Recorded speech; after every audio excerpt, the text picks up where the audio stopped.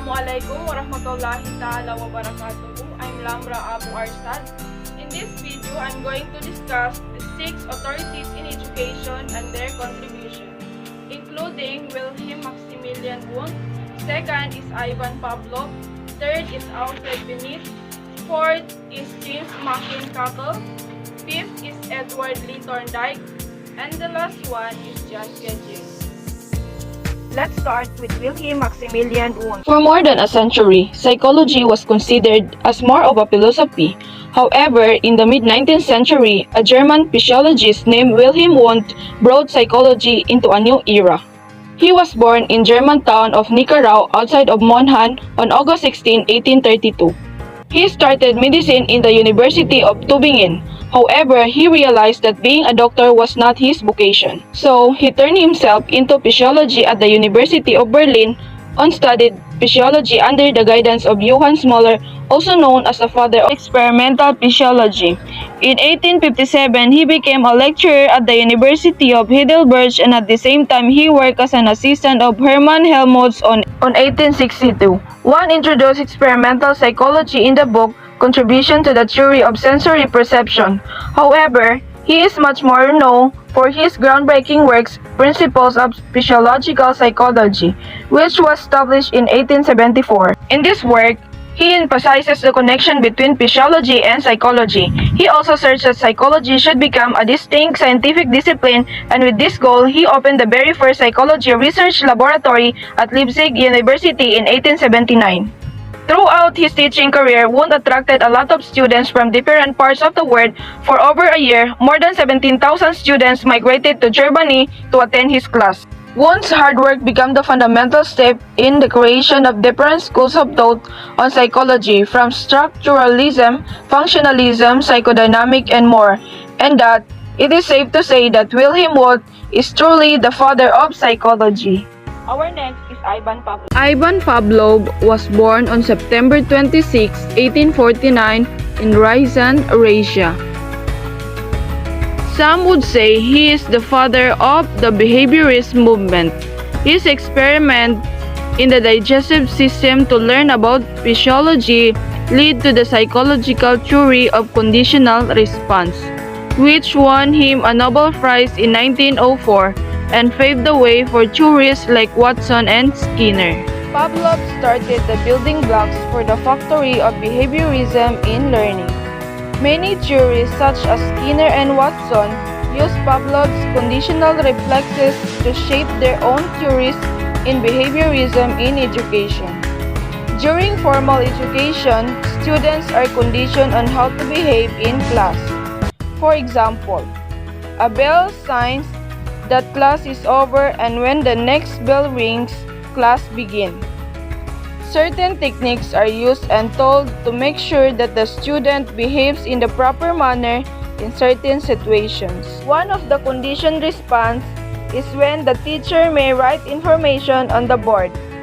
It is understood when you get into higher grades, the information is important and you should write it down and study.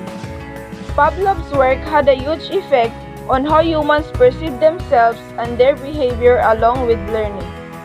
A good way to explain Pavlov's effect on education would be classroom management. This is meant by how the kids behave, what topics are the kids motivated by to learn, and how they react to new information. The third one is Alfred Benit. Who is Alfred Benit? Alfred Benit was born in 1857. He was a psychologist who practiced in the late 19th and early 20th centuries. His research into the Benit-Simon intelligence scale played a significant role in the development of the modern IQ test. In the early 90s, Benit began working with Theodore Simon, his research assistant, to address the needs of the Commission for the Retarded. Benit was tasked with finding a way to distinguish children with cognitive impairments to ensure they received the educational services they needed. He worked with Simon to devise intelligence tests, the first of which was introduced in 1905, known as the Benit-Simon scale. The test went through several revisions and was republished in 1908. The Binet-Simon scale was designed to address the cognitive abilities of children ranging in age from 3 to 13. The test consisted of 30 different questions or tasks of increasing difficulty. The goal of the test was to assign a child a mental age based upon the average performance of children at each age. The fundamental purpose of the test was altered, molded, and redefined by H. Goddard and Lewis Terman. The finished product, the Stanford Binet Intelligence Scale, varies greatly in platform and purpose from the original Binet-Simon scale. Rather than testing for serious cognitive impairments, it was marketed as a generalized intelligence test and became an important part of the eugenics movement, a social movement designed to prevent or decrease the reproduction of undesirable people such as those with low intelligence. Let's now move on to James Machen Cattell. Who is James Machen Cattell? James Machen Cattell was born on May 25, 1860 and died on January 20, 1944. He is a psychologist who oriented U.S. psychology toward use of objective experimental methods, mental testing, and application of psychology to the fields of education, business, industry, and advertising. James Machen Cattell's major contribution is an important figure in psychology and the study of human intelligence for several reasons. While at Leipzig, working under Wundt, he was the first American to publish a dissertation, Psychometric Investigation. After his return from Europe, perhaps no other person contributed more to the strengthening of American psychology in the late 1890s and early 90s. He was involved with the formation of many major publications, including co-founder and co-editor of the Psychological Review, editor and publisher of the Journal of Science, founder of the Psychological Corporation, and founder of the Science Press, among many others. He was similarly involved with the major professional organizations, including the American Psychological Association, the American Association of University Professors, and the American Association for the Advancement of Science. Our next is Edward Lee Thorndike. So, who is Edward Thorndike? Edward Lee Thorndike was born on August 31, 1874 in Williamsburg. He died on August 9, 1949. Edward Lee Thorndike was best known for the law of effect, animal research, and trial and error theory of learning. He is often called the father of modern educational psychology. Edward Thorndike was an influential psychologist who is often referred to as the founder of modern educational psychology. He was perhaps best known for his famous puzzle box experiments with cats, which led to the development of his law of effect. According to Thorndike's law of effect, responses that are immediately followed by a satisfactory outcome become more strongly associated with the situation and are therefore more likely to occur again in the future. Conversely, responses followed by negative outcomes become more weakly associated and less likely to reoccur in the future. Through his work and theories, Thorndike became strongly associated with the American school of thought known as functionalism.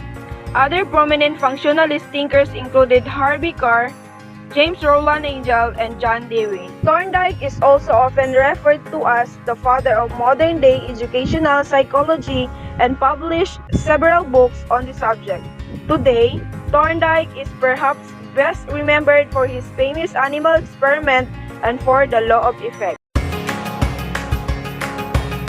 And last but not least is Jean Piaget. Who is Jean Piaget? Jean Piaget was born in Switzerland on August 9, 1896, and he began showing an interest in the natural sciences at a very early age.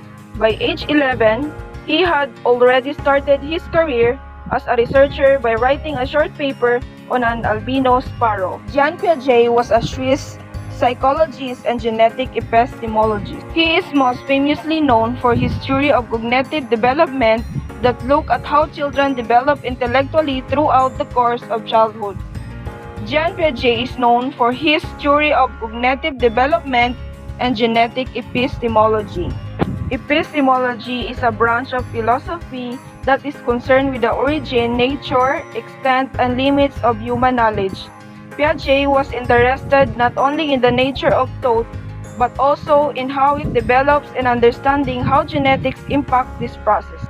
The second is the theory of cognitive development. The theory identifies four stages. First, the sensory-motor stage. The first stage of development lasts from birth to approximately age 2. At this point in development, children know the world primarily through their senses and motor movements. The second one is the pre-operational stage. The second stage of development lasts from the age of 2 to 7 and is characterized by the development of language and the emergence of symbolic play. Third is the concrete operational stage. The third stage of cognitive development lasts from the age of 7 to approximately age 11. At this point, logical thought emerges, but children still struggle with abstract and theoretical thinking. The fourth one is the formal operational stage. In the fourth and final stage of cognitive development, lasting from age 12 and into adulthood, children become much more adept at abstract thought and deductive reasoning. Piaget provided support for the idea that children think differently than adults, and his research identified several important milestones in the mental development of children. His work also generated interest in cognitive and developmental psychology. Piaget theories are widely studied today by students of both psychology and education.